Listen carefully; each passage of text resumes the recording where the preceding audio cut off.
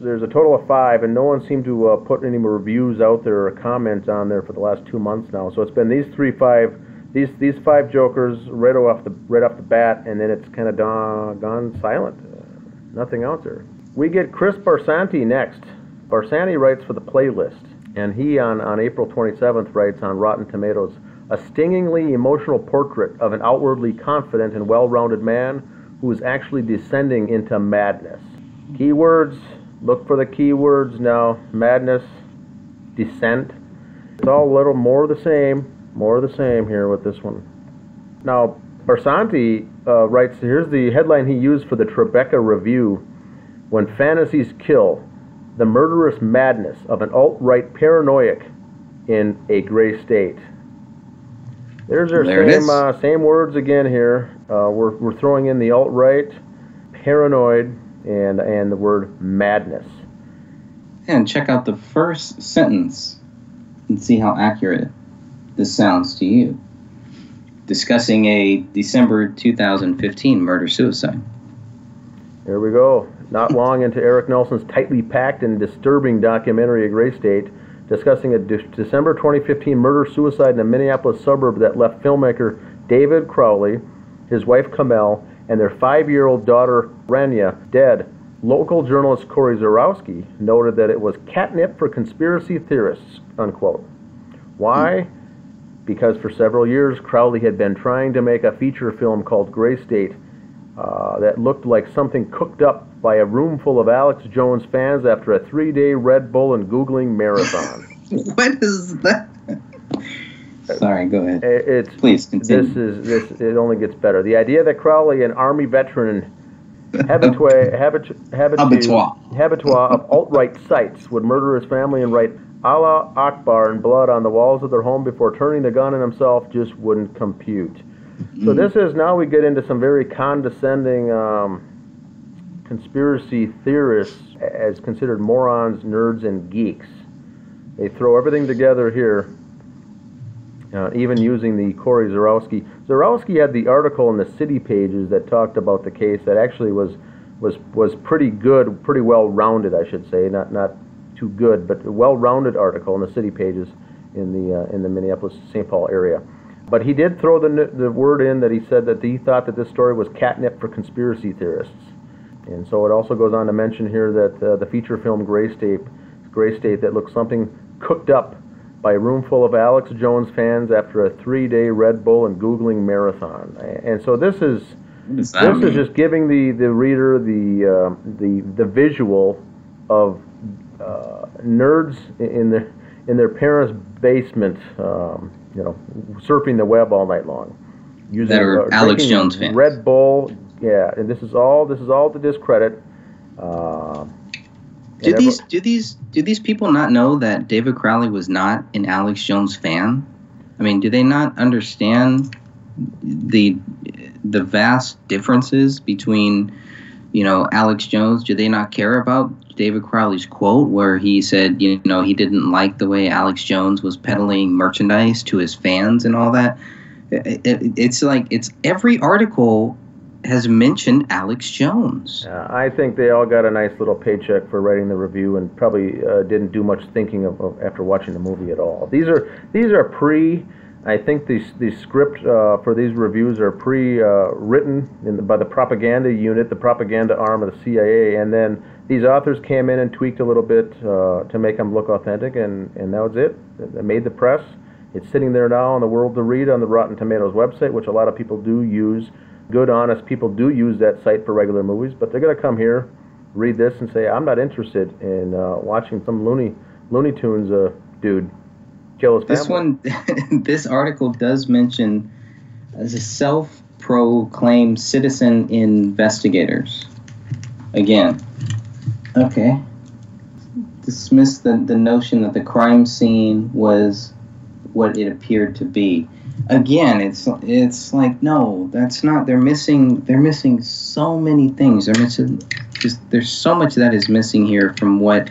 If you're gonna mention citizen investigators, at least be accurate in mentioning what they're investigating. Correct. Not that they're that they're investigating that, oh, the bodies were moved or this or that. We're investigating the whole thing. We're doing what they should be doing. We're doing their job for them, and we're not getting paid for this. Correct.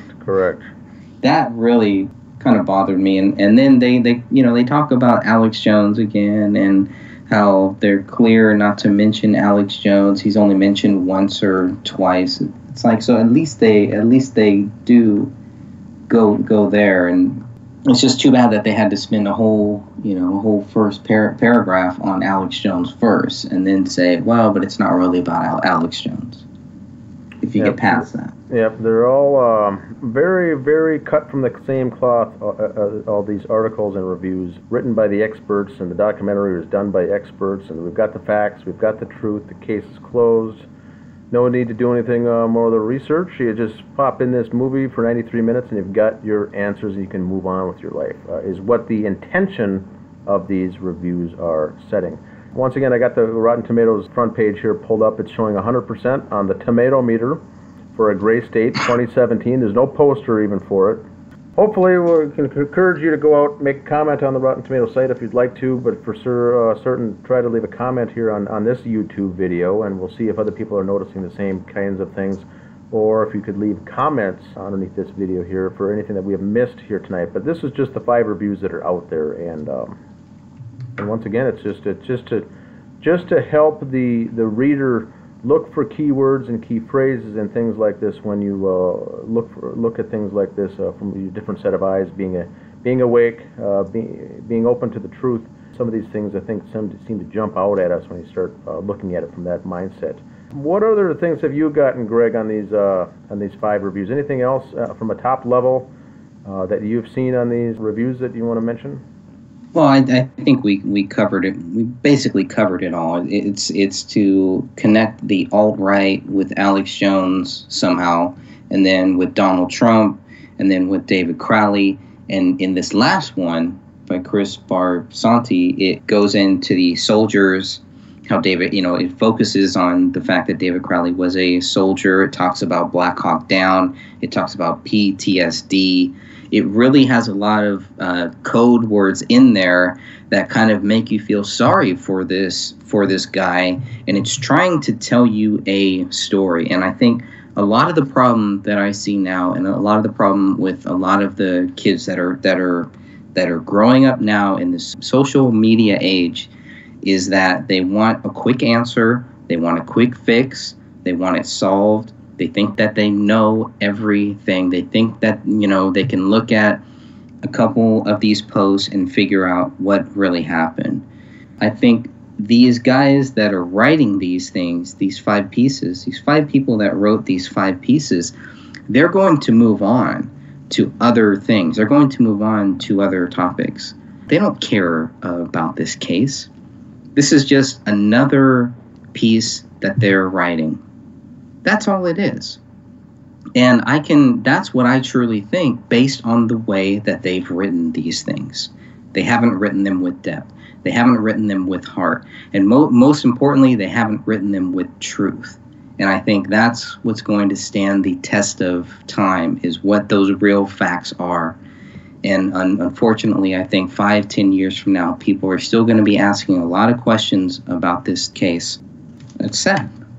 The other thing I'd like to add that I just thought about now, Greg, is for the listeners out there that haven't read the article in the New Yorker magazine written by Alec Wilkinson that came out, I believe, in March of 2017, is to get a full flavor of these reviews. Read that entire article and then read these 5 reviews. And when you put those things together, these phrases and keywords and things jump right out at you as all being done, I believe, in concert with each other to send a message, to tell a story, like you said, to leave the reader with, I've got the answers now, everything's done, it's all solved, it's a true life story, it's complete, and now I've got my answers, I can move on and move on with my life now, because this has evidently been a case closed. So, and what we're here to say for Greg and I, if I can speak for you, Greg, is that this case is not closed officially. We don't know the answers. We don't have the truth. The people who have seen the movie, it does sound like there's just a lot of video footage and some interviews that were done, but it doesn't really solve anything regarding this case, is what I think. It doesn't solve, it doesn't answer anything. It's just a documentary filled with some video footage and home movies and interviews with the family. But I don't think it brings closure to anything, but I have not seen it, and neither have you, so I can't put the disclaimer on it officially.